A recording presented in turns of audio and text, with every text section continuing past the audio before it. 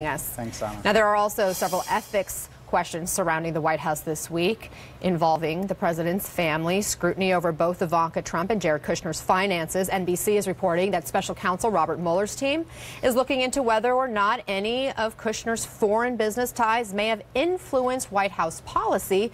And this, as the New York Times is reporting, Kushner's family business received more than $500 million in loans from two companies after meetings at the White House. Joining us to talk more about this, Democratic Congressman Steve Cohen of Tennessee. And Congressman, thank you for spending part of your weekend with us. We have a lot to talk about. First, are there blurred lines right now between these family business deals in the White House? I think there are no lines, not blurred lines. They are. It's a family business, the Trumps. It's a family business, the Kushners. They always violate traditional conflict of interests. They don't think anything about thoughts like Caesar's wife should be beyond reproach. In fact, every action they take, because of the lack of divestiture of their interest in their businesses, make everything that they do suspect. And it's a concern to me, and I think it's a concern to people who want to see government that is ethical and in the best interest of the American people. Now, this has been said since the beginning when they were first brought on to the White House, but this week we've learned new nuggets about potential conflicts of interest. It sounds like what you're saying when we're talking about the Kushner businesses and some of the timing of deals or loans they were given after meetings that Kushner had with leaders of those companies. We also have heard the reporting on potential vulnerabilities he has when it comes to foreign allies and adversaries, for that matter, trying to influence him and seeing him as vulnerable to their ways because of, in part, his family business ties. You're on the House Ethics Committee. How should all this be handled? Well, the House Ethics Committee deals with issues of House members, but we do know what the proper distance is between members and private groups and opportunities to benefit from your job. They're the same in almost any industry, and particularly in government. And the president has set a terrible precedent by maintaining interest in Trump properties. We know he talks to Donald Jr., and when Donald Jr. and Eric go out to India and other countries and try to do Trump deals, the countries and the businesses know that's Donald Trump. He will benefit from it. So does Jared Kushner and Kushner properties. They dealt with the guttery government, I believe, to try to make a loan, and right thereafter there was an embargo of Qatar. And Qatar is one of our most long-time allies in that region. We have military bases there that are very important for us in the Middle East.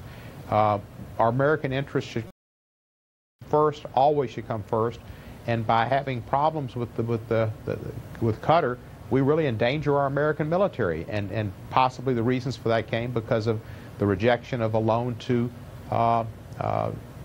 Kushner on this terrible business deal of paying biggest price I think ever for a piece of real estate in Manhattan for 666 Fifth Avenue. You know, he ruined a newspaper, The Observer, that had a great reputation. He took that real estate property and has run to the ground. He's got a $200 million note coming up next year, and they will scramble and do anything they can to get that refinanced, and the United States is secondary to the Kushner family. Now, Kushner's lawyers deny he has had any involvement in his family business since joining the administration. Have you seen any proof that these business deals have a direct connection to Jared Kushner, or White House policy has been impacted because of the Kushner business dealings? Well, you know, where there's smoke, there's fire. And when you look at the loans that he got, that the business has gotten, and he still has the same business interest in the Kushner properties as he did before he went into the White House. It's not a coincidence that he talked to these people and that they got these major loans and not there far after. It's easy to see the dots, you know, connecting them to say without a proof beyond a reasonable doubt is something else. I'm sure Bob Mueller will look at it, and you don't want Bob Mueller looking at it, but I'm sure he will, because where there is smoke, there is fire. And there's also a tradition. The Trumps and the Kushners both have been fast and loose with real estate practices in New York, and they're certainly fast and loose with the laws in Washington, D.C. as well. Real quick before I let you go, I want to ask you about the president's announcement on steel and aluminum tariffs. Sweden's appliance company Electrolux reportedly delaying a $250 million investment into a factory in your home state. Tennessee as a result of this proposed Trump tariff announcement. Your reaction to this?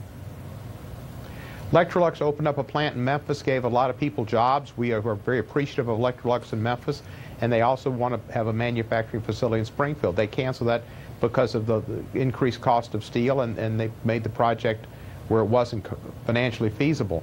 This talk of what he's going to do with tariffs on steel and aluminum products will hurt the American consumer, will hurt American business, and we're going to see. He says trade wars are easy to win. They're not easy to win. He's supposed to be a great negotiator. Negotiate trade deals. Don't jump into wars on the front end. Negotiate.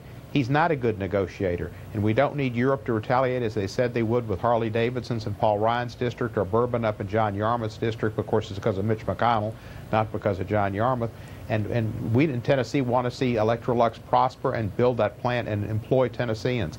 This was a half-cocked idea. He could have just done it. You know, Carl Icahn sold a lot of steel-related stocks and made allegedly $30 million just the week before. He could have made the money. He could have taken care of Icahn, which he likes to do, and he could change his mind on the deal.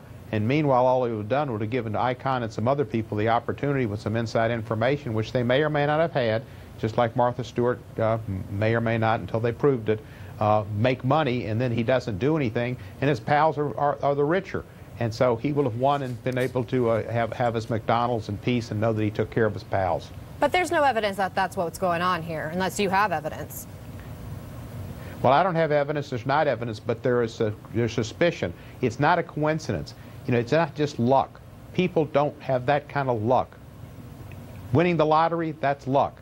Selling stocks a week before your pal who likes to take care of you takes an action that causes a panic or change in the stock market, and particularly with the value of steel-related stocks, not luck. Shares were already down 20% in February, though, for that company. And we also know that this is a promise the president has been talking about since the campaign trail. So you are connecting some dots that we don't have evidence that are actually connected. Congressman Steve Cohen, I really do appreciate your time today and your thoughts. Thank you very much. You're very welcome, Anna. You've got more faith in him than anybody else in America, I think. I follow the facts. If you got facts that happened, bring them to us, please, sir. Trade wars.